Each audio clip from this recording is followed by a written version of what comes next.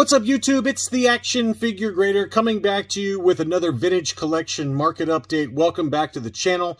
And I wanted to talk about where we sit with the Haslab Ghost. And we've had 2 episodes so far of Ahsoka. And in general, I've really enjoyed Ahsoka so far. And surprisingly, if you look at the critic scores on like Rotten Tomatoes or some of these other Metacritic type, amalgamation websites that look at critic scores, they've got Ahsoka scored basically in line with The Mandalorian so far. Now, keep in mind that The Mandalorian has had 3 seasons, so we're only 2 episodes in, but in general, I really like Ahsoka so far. And has the Haslab Ghost kind of seen a bump up in backers since Ahsoka has released? And the answer is really no so far. So first of all, let's take a look at where the Ghost sits right now. I'm making this video on August 28th. And I've got another Instagram post by my favorite tracker for how this is going on so far. So as of right now, on August 28th, the number of backers is 11,706. Obviously, Ezra Bridger has been unlocked, but the big question is, are the last 2 figures going to be unlocked, Kanan and Zeb Aurelius? And I don't know. I don't know the answer to that. But as of right now, it seems like the backers are averaging about 100 a day. And if you go to Instagram, Rivs Junctionite is somebody I don't know, but I like to follow their posts. And as you can see, the green line on their chart showed a pretty big jump in the Razor Crest number of backers, while the blue line tracks the Ghost, and it's basically going in the opposite direction. Not a good sign, as we've got about 10 days left? We've got 9 days, 10 hours left as of the making of this video. So there's not been a bump up so far in the Ghost in terms of the number of backers like we saw with the Razor Crest. There's still time for that to happen. I think we'll get at least 1, if not 2 more episodes of Ahsoka in there. Episode 2 showed the Phantom, the plug-in kind of smaller ship for the Ghost in a pretty great scene with Aris Syndulla. But, we're in a different economy. I think that's a big part of it. I don't know whether we're going to see the big jump at the end, although he makes a very good case for it. So let's just really quickly go through this post. He says, okay, time to eat some humble pie. The big surge this week hasn't really materialized. As shown over the last 2 weeks, the daily Ghost backers consistently beat the Crest in the first week, but the Crest has demolished the Ghost this past week. And you can see the big delta there between the green and the blue lines. And he said, I got cocky and I called it wrong, and we have not seen the big jump up. What does this do for the campaign? Obviously, we won't get capture Kanan on Wednesday like he had predicted originally, but he's still expecting Kanan and Zeb to be unlocked. And he looked at it 3 different ways. I'm going to kind of summarize it very quickly. You can go to Instagram and check out his post in more detail. But he looked at 3 different methods in terms of where he thinks the number of Ghost backers is going to end up. And if he says, he says right here under method 1, all previous Haslab campaigns except the Saber, the Black Series Inquisitor Saber, received more orders on the last day than the first. So guests will continue to average about 100 Ghost backers a day, with 5960 on the final day, which is about the same as the first day for the Haslab campaign for the Ghost. And that gives you to a number of 18,394 as the final total, which would still unlock Zeb Aurelius, which is at 17,000. Method 2. The first day we hit the high of 106% of Crest backers, and it has been steadily downhill ever since. We can fit a regression line. So he looks at actually using regression analysis, a statistical modeling technique, and using that, the projected finish will be 80% of the Razor Crest total, or 22,673 Ghosts, which still, again, unlocks the last tier for Zeb Aurelius. And then method 3 says we're going to assume that the Ghost will follow the shape of the Razor Crest backer growth curve for the rest of the way, even though it has not done so in the last couple of weeks.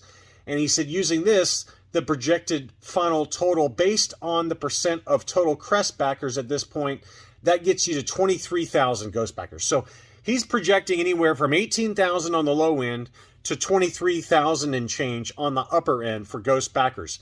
And that's still down again from his original estimates of about 26,000, 27,000.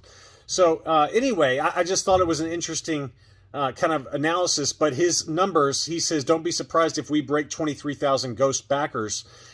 That's down, and that's because of the last 2 weeks have been so much further down versus where the Razor Crest was, apples to apples in terms of the time in the campaign for the Haslab project. So it'll be interesting to see what happens, but in general, I feel like if we see the Ghost in all its glory, the actual Ghost, not just the Phantom, then maybe we'll see a big surge at the end there. But I still think that it'll probably all get unlocked as well, but I don't think we'll see 23,000 in the current economy. I just think there's just a lot of headwinds where people are just not spending their money willy-nilly on little plastic dolls, but I could be wrong. Let's go ahead and dig into some recent sales for the Vintage Collection. First off, we've got a VC17 Grievous Unpunched. This one did have a little bit of edge wear, as you can see on the right-hand side of the card. And in general, though, it was pretty good shape, probably 80 plus or 85 condition. That one sold for $127.50, a pretty great price, I think, for an unpunched example of General Grievous. Now, I wanted to point this one out. There's two different VC20 Canadian Yodas that were listed this past week. One of them sold and then got promptly relisted, and that's this one. This was a punched example of the Canadian Yoda with the multi-language name pill. Obviously, one of the holy grails for the Vintage Collection line. Now, it says one bid, $600, $10.20 shipping, but this one was relisted. So either the buyer did not pay for this item after bidding on it, or some hijinks is going on. But this one was relisted, and it's on eBay right now if you're interested in it. But you got to remember where this VC20 Canadian Yoda was at this time last year.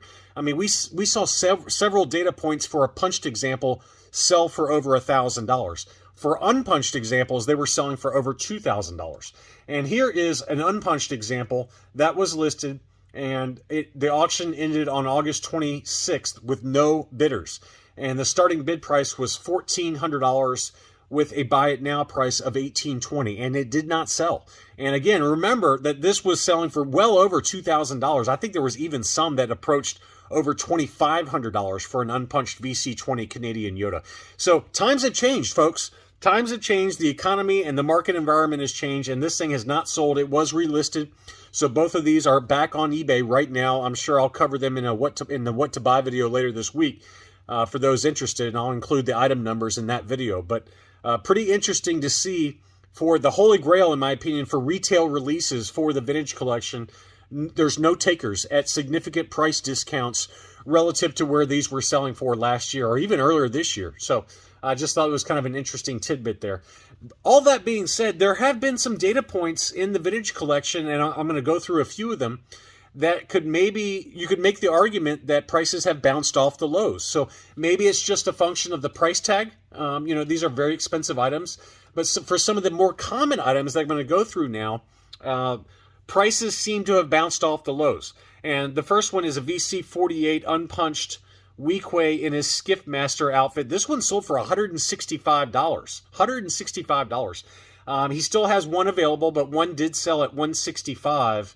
And that one was free shipping. Now, I found several data points for fairly recently that were between $120 and $130. So this one is definitely bounced off the low. If you take that one singular data point, there is one still available. But I just thought that was interesting. VC64 Slave Leia, that's something we cover in every video. This one looks like to be partially unpunched. You can see that the punch is starting to fall out of the tag there. This is the retail release with the prototype Fett, and it's the Revenge of the Jedi. This one sold for $222.50, so that's maybe kind of holding steady. I don't know if it's necessarily bounced, but we did see several unpunched examples that have sold for between $200 and $250, so I would call this one more like holding steady, not really bouncing up. This one, I would argue, is a bounce up, all right? This is the Canadian Princess Leia on the Return of the Jedi card back. So this is the Canadian example. You can see the multi-language name pill there. This was also a punched example. So not even an unpunched example, but you can see that very clearly this is the VC64 Canadian based on the back there and all the multi-language. This one was over in the UK and sold for £275, which is $345. So that's a big number for a punched example. Admittedly, it's the Canadian example. There were one of these produced for every about 10 of the U.S. release. So much tougher to find this one. But again, it's not like it's an unpunched example, and $345 US dollars is a lot of money, plus shipping on that. Next up, another one you could maybe argue is slightly bouncing off the lows is Princess Leia Sandstorm, although I would say that this one is steadily creeping up based on past videos, but $136 for this one, and this seller had two of them, and they both sold. So, you know, this one was kind of going for $80 to $90 6 to 9 months ago. And I said, hey, folks, this one's creeping up. You might want to buy it. And sure enough, you know, now they're going for $136. So there were some data points kind of in that 120 range, 125, maybe even 130. This one sold for 136, and two of them sold. So free shipping on that one. So probably about holding steady, maybe slightly creeping up. I don't know. But Sandstorm outfit Leia is definitely one that continues to stay pretty steady, as is VC64 Slave Leia. I can't talk. Next up, another one that would surprise me maybe a little bit, and that's an AFA 90 VC100 Starkiller. And we've talked about in past videos how since this one was re-released, this one has really dropped in price. But this one was admittedly an AFA 90 example, and it sold for $220 free shipping. And this is one I did have in my what to buy video, and it kind of sat there. If at $150, nobody would bid on it. And then after my what to buy video, someone did bid the $150, and at the very end, it jumped up from $150 to about $220. So to me, that's a fair price. You know, I think that there's something about the original Starkiller, especially in an AFA 90 grade, that is probably worth having. And there's been a lot of rumors that maybe we might see Starkiller in live action, either in the Ahsoka series or in something else. Who knows if that happens or not. I think it'd be really cool if they brought him into live action. Do I think it's going to happen? I think it's a very outside chance. To me, it's a pretty low likelihood chance. I think the chances of that Sith Inquisitor, that Sith warrior that we saw that was masked being Ezra Bridger, I think that's a higher likelihood than it being Starkiller, but I think both of them are pretty low likelihood scenarios, but we'll see, I guess. Should be interesting to see how the rest of the Ahsoka series plays out. I hope it's as good as the first two have been, but anyway, I think that AFA 90 Starkiller was a pretty good buy at $220. That's a price I'd be willing to pay all day long. Ahsoka, the original series, this is another one I would argue is in the camp of bouncing off the lows. We've seen a couple of them that got down to 200, and there was even one or two that were 150 to 175 for the original issue Ahsoka, maybe with some defects to the cards. This one sold for $201.50, so about right, you know, about kind of in line. But this one sold for $227.50. So that's, you know, let's call that a good 10% bump versus the lows we've seen at a minimum. And that one was a very clean one. It was a nice unpunched US card. So both of those are pretty good buys, though. I think anywhere in that 200 to 225, 230 range, you could spend your money a lot worse in the vintage collection to get the original issue Ahsoka for that. And a lot of people do complain, and several subscribers have commented that, hey, look, the face sculpt's not great. And I much prefer the reissue face sculpt. That's fine. That's fine. You know, to each their own. But if you're one of those completionists that likes to have the original issue, now's a pretty good time to do that, I think, for Ahsoka. I think the big one's going to be Salacious Crumb, and whether that one really drops in price, given that one's being reissued. So we'll see on that. The Dirty Sand Trooper, he's so dirty, so naughty. Dirty Sand Trooper. This is VC112, and this is another one that's kind of held its value pretty well. This one sold for $139.50 on 5 bids plus $8 shipping. And we've seen some AFA graded examples that have sold for over $200. So I think that was a pretty good price to pay. And this is another one that's kind of holding steady, I would say. I've got some graded examples I wanted to cover. This is the Imperial Assault Tank Driver in an uncirculated 9.0. That one sold for $154. I remember last year these were going for close to that ungraded. So I think that was a pretty good pickup there to get an uncirculated Assault Tank Driver for $154. Now, admittedly, it was another $19 shipping, so, you know, let's call that almost $175. But, again, it's an uncirculated 9.0 gold label AFA example, and a pretty good price, I think, for what it is. This one surprised me on the upper end, although it was very high grade. This is an uncirculated 9.5 Last Jedi Luke Skywalker. So, certainly not as desirable as the Luke Skywalker crate, but this one wasn't an uncirculated 9.5. So very, very high grade. That one still sold for $200 plus another $19 shipping. Next up, another one that's kind of one we don't talk about often, but I wanted to show it because, ungraded, these are not particularly expensive, but this was an uncirculated 9.0 Naboo pilot from the Phantom Menace. Beautiful unpunched US card. That one sold for $130.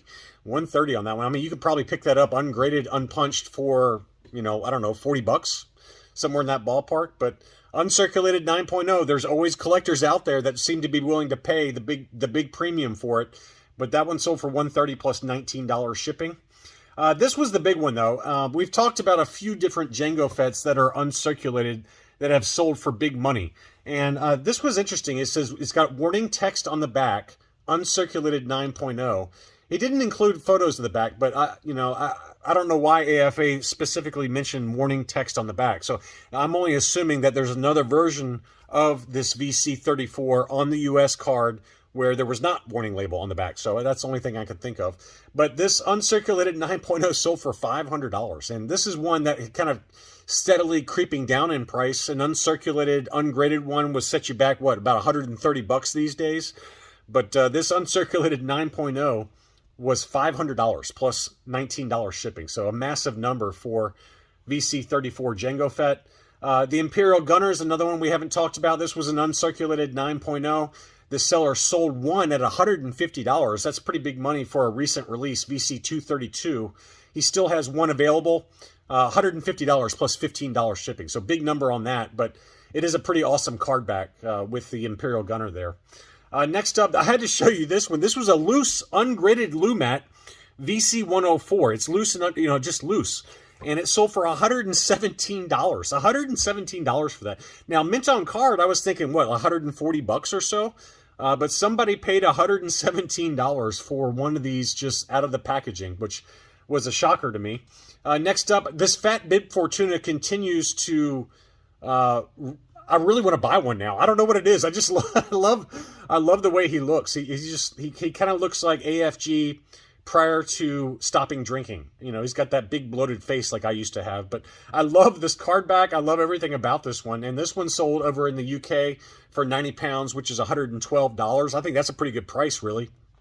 I don't particularly want the set, but it would be nice to get this mint on card. This one did have some defects, as you can see right there. So, that's one of the big problems with these mint on cards that come as part of play sets is that you're very dependent upon the Hasbro factory employees packing it into the box without damaging it. But this one did have a little bit of damage, and it sold for a little bit of a discount. I've seen as high as $150 US for this Bit Fortuna mint on card by itself. And obviously, with the throne room, I mean, those are going for crazy money now, like $350 or more on eBay on the resale market. Next up, we've got another one of those SDCC Carbonite chamber sets with the Lost line as well as the Jar Jar Binks and Carbonite. This one sold for $550. And there was also a graded Jar Jar and Carbonite that sold. It was an AFA 85, 90 with an archival case. That one was listed for $1,000, and the best offer that was accepted on that was $925. And I found two other data points that were recent. There was one that was an AFA 80 plus that sold on July 3rd for $765, and then there was another ungraded one that sold on July 16th for $560. And then you had this entire Carbonite block that sold for $550, and I found another Carbonite set that sold for $500. So it's interesting how sometimes Jar Jar and Carbonite by himself, even ungraded, can go for the same or even slightly more versus getting this entire Lost Line set plus Jar Jar and Carbonite. So just crazy prices on that Jar Jar. And then finally, we had a Jabba's Sale Bars that sold. I like how this seller kind of presented everything all together, and this one looked like it was still sealed in the factory shipper box, and it sold for $15.26 on 25 bids, but obviously it included everything: the behind the workbench booklet, the yak face mint on card, and then obviously the Katana Sale Bars. But It did have some damage to the box, as you can see right there. So, you know, little hit or miss as to what the interior is going to look like. But that probably held the price down a little bit because of that little bit of damage to the box, as you can see there. So anyway, I just thought that was interesting. It was $15.26 with another $325 shipping. So that puts you at about $18.50. And that seems to be kind of the going rate, at least here in the US, for the Katana, about $1,800 or so. Anyway, I hope you found this information helpful. A little bit of a long video, but I wanted to kind of go through some recent sales as well as update you on where the Ghost sits in terms of the Haslab project. Thanks as always for watching, and I'll be back soon.